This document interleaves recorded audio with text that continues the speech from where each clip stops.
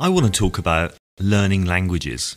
I've lived in many different countries, both in Western Europe, Middle East, and now here in Hong Kong. And during all of that time, I've learned 5 or 6 different languages, to one degree or another.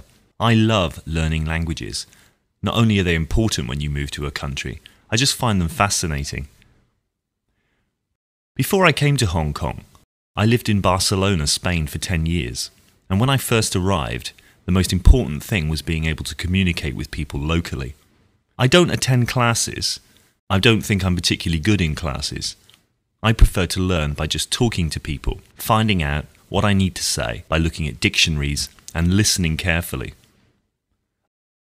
Other things that helped me when I first moved to Spain were watching the typical kinds of programs we see every day on channels around the world. For example, the weather. This is great because they always say the same things, so you can really quickly hear the same words repeated again and again, and the pictures help, of course. Other types of program that helped me learn Spanish quickly were things like game shows, where the same thing happens. They have a catchphrase or a slogan that they repeat endlessly when contestants win or when they're called to compete. As well as that, I used to pick up the Spanish newspapers. First of all, I just accepted there was no way I was going to understand anything but 1 or 2 words. But gradually, I found that I learned lots of new things about this. I was interested because I wanted to know what was happening in the country I lived in. But I also knew that I could learn a lot of language this way. So I'd take a dictionary with me sometimes, or I'd notice a word and I'd ask other people what it meant.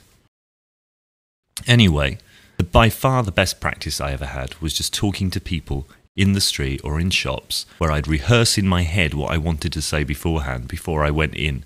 Usually, I made a right mess of it first of all, but after you get over the embarrassment, it's quite funny really, and people are very sympathetic and supporting in most cases.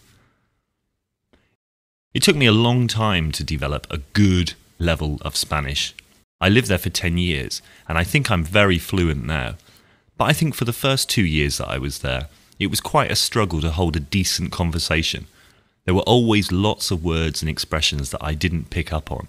In particular were the colloquial expressions, idioms, that kind of thing, that people use in everyday talk, but you don't necessarily see written down.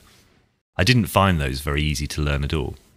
But it was a lot of fun, and people, as I said, are really supporting when they know that you're genuinely interested in learning their language.